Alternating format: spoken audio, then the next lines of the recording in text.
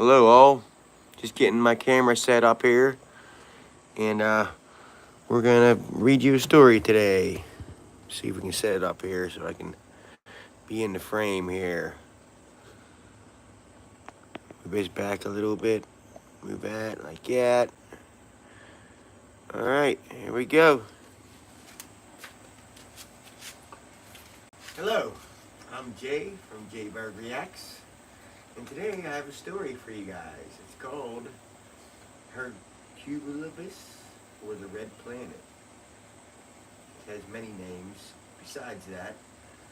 Planet X, Nibiru, the Destroyer, many names. It's a conspiracy planet. A lot of people don't think it's there. A lot of people do. Some people think it's in our skies as we speak. So, let's get on with the story. This book is by V.M. Rabula, and it's just thoughts that he did, that he wrote down, and he swears everything in here is the truth. So, let's get into it.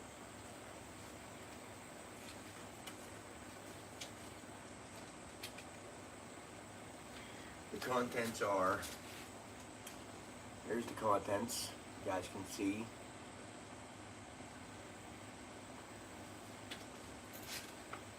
Alright, we're going to start with the introduction. This is from V.M. Rabula. He says, I wrote this book with much sacrifice, lying in bed, ill, unable to stand up or sit down, but seeing the necessity of alerting humanity about the forthcoming cataclysm, I made a great effort. I dedicate this message to humanity as the last resort, because there is nothing else to do.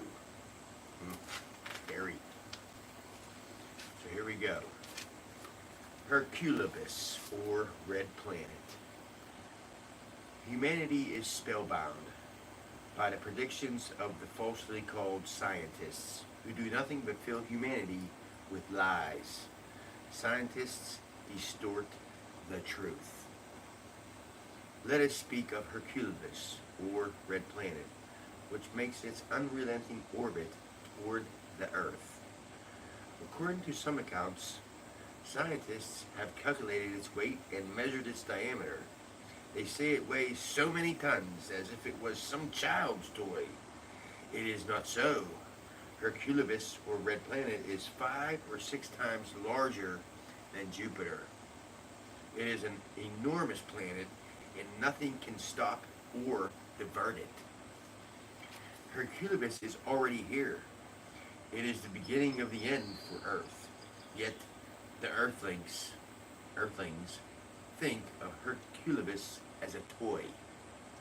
Humanities from other planets in our solar system already know about this catastrophe.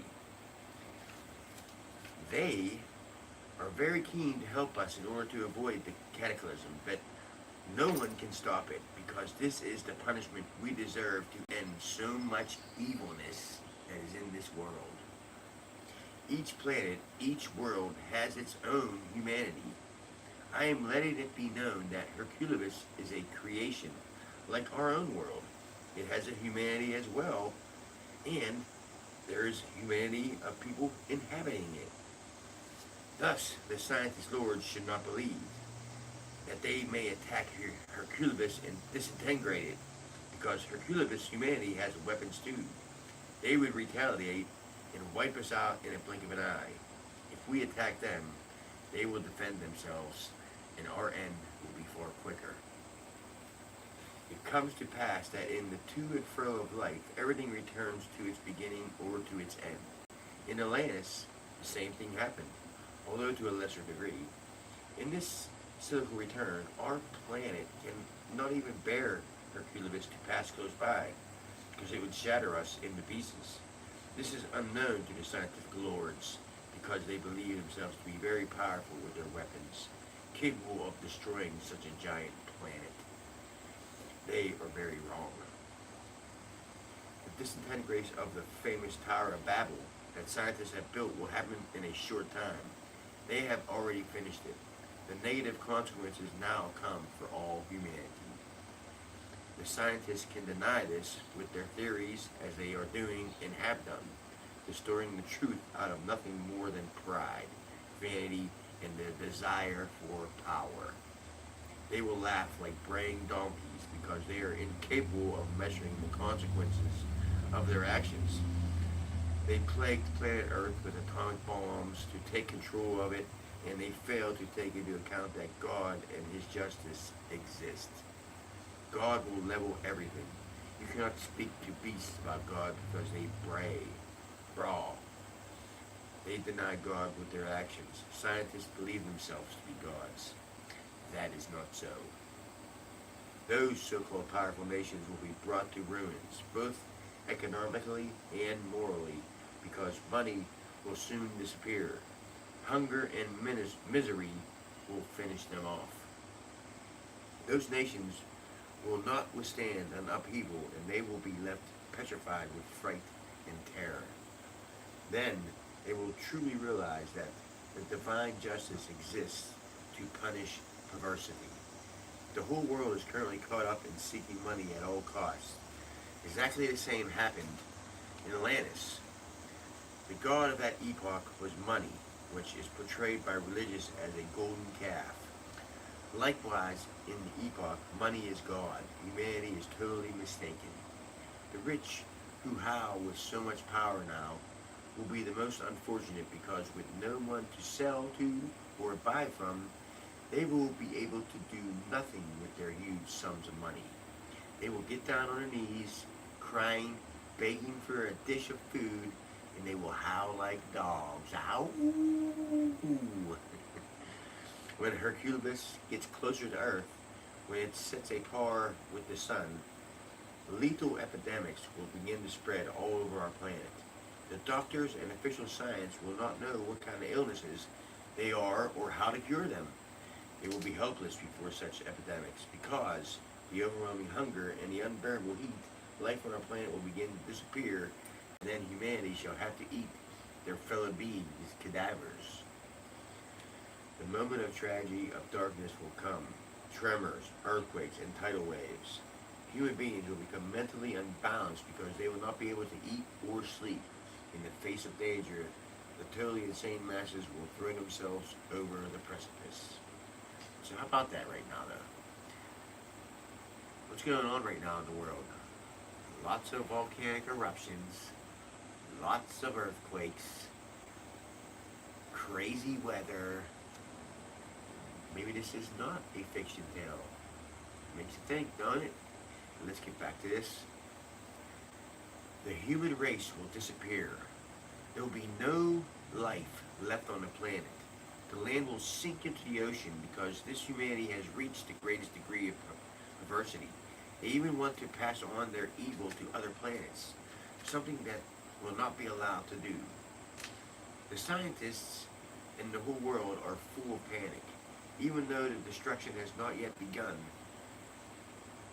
But the fear of God does not exist in any earthling. Scientists believe that they are the lords and masters of life, that they are powerful.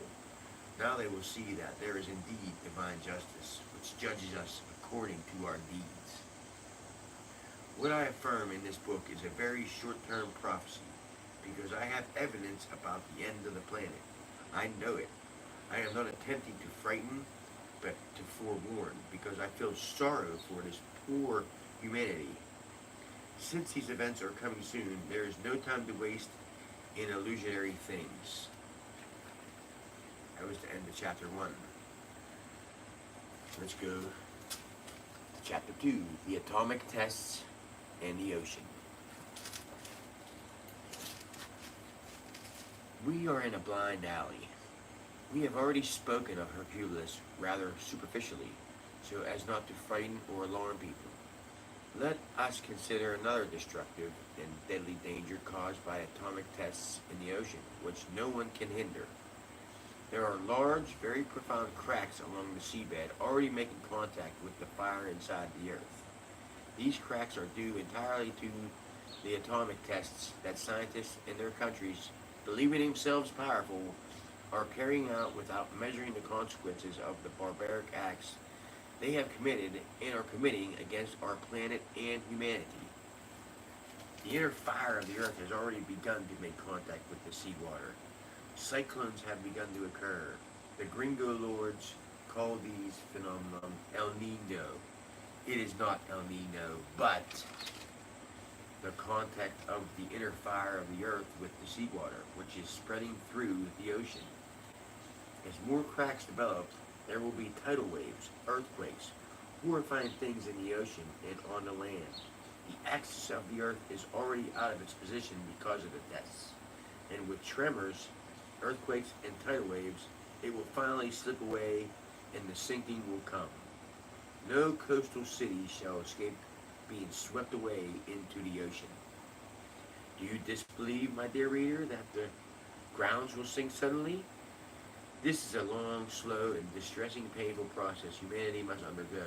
The land will sink into the ocean, piece by piece, until it reaches its end. The scientific lords cannot calculate the outcome of the atrocities that they have committed against creation because they, too, will be victims of their own inventiveness. Monsters, savage beasts already exist in the ocean's bottom, gestated and nourished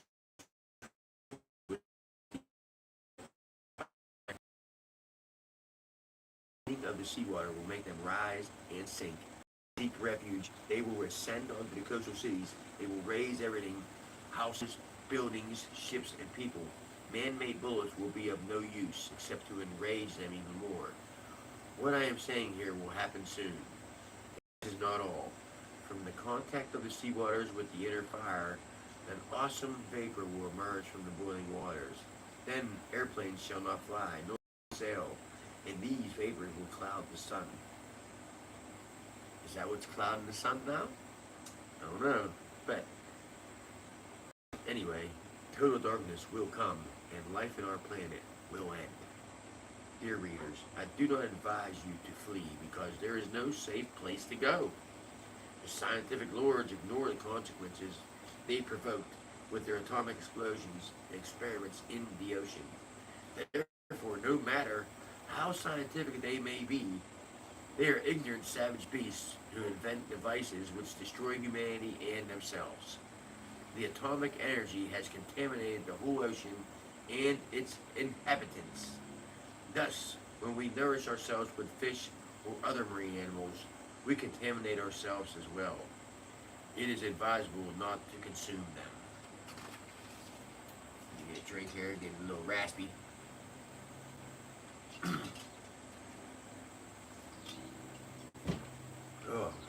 But let's get back to it here. The ocean, being a living body, inhales and exhales. When exhaling, it pollutes the oxygen we breathe and all the vegetation. This widespread contamination will cause the mutation of human organisms. Monstrous children will be born that will shock the entire world. Everything first crystallizes in the superior dimensions and later in the physical realm. If one looks in other superior dimensions, our planet has already disappeared from there. What we see is a yellow-colored quagmire, like a pot of boiling clay and water, devoid of any life. No life of any species is seen there, neither plants, nor animals, nor humans. It only remains for this cataclysm to occur in the third dimension or physical world for all to disappear.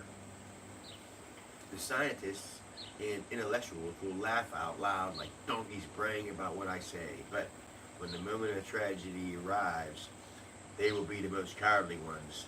They will cry, not knowing what to do or where to go. Then, what do we expect from humanity? We await its end.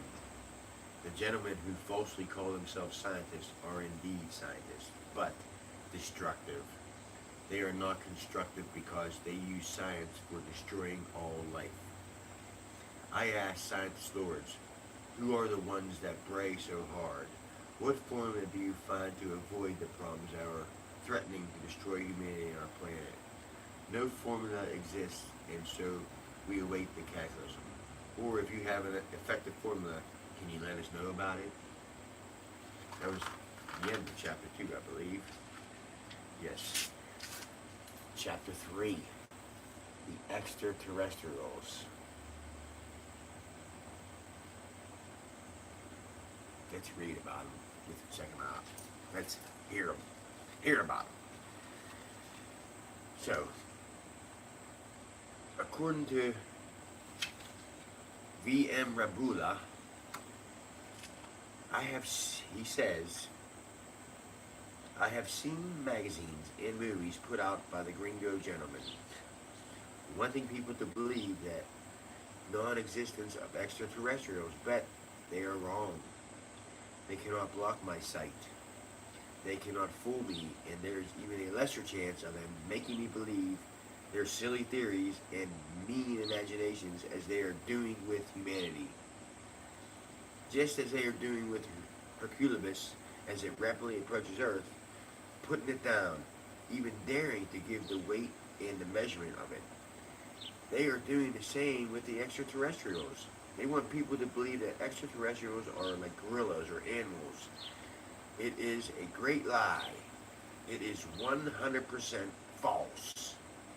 Because the inhabitants of the other planets of our solar system and galaxy are super beings and wise. I have dealt with extraterrestrials many times. I have been to Venus and Mars in constantly moving in my astral body, and I can faithfully testify to what marvels their inhabitants are. I lack the words to describe their wisdom, culture, and their angelic way of life. So here's what he says life on planet Venus is like. I am going to describe the soil, nature, their way of life, and how they work. The soil on Venus is not compact or heavy like that on Earth, but it is rather light, soft soil. The stones differ from ours as well. They lack the density of our minerals. On Venus, one can lift a stone that would weigh tons on Earth, but the rocks are light and made of soft material. The trees are not giants, and the vegetation has no thorns. No bindweeds block the way in the mountains. One can go to those mountains without needing to carry a machete or knife because there is nothing to cut. There are no dangers anywhere. With regards to the ocean, it is completely blue, like a very quiet lagoon that is utterly still. The ocean has no tides. Without waves, one can see into its depth without needing any artificial device. The fish are extremely tame and unafraid of people. There are sectors in the ocean where the inhabitants nourish the fish with many vitamins. When they need to consume one, the Venetians, that's what they're calling the Venus people, the Venetians, I'll read that over. When they need to consume one, the Venetians see which one is the largest or which one they wish to use and put it into a net carefully without frightening the other fishes. Then they take them out and gut them. The fish are transported to a revolving tank of very clean waters by means of pulleys, and they go through a unique cleaning process. This is done without touching them with the hands. The fish then are pulverized and natural vitamins are added. Fish are one of the foods Venetians eat. Venetians do not eat any other kind of meat. They only eat fish. Seafood. Shit. I gotta pause it. Shit. Come here. Come on. Come here, boy. Come on over here, Fred. Come on. Come on. Come on over here. Come on over here. Come here. Get over here. You can't stay out there when Mommy's parking. Damn it. Well, guess I'm going to have to end this live because I got my story ruined by my wife showing up. So, you all be good. I'll continue this another day. Take care. JayBurghReacts out.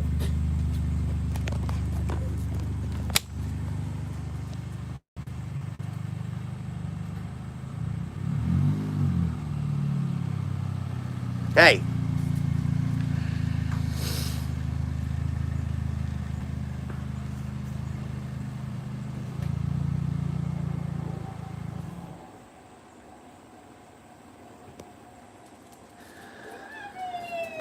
Okay.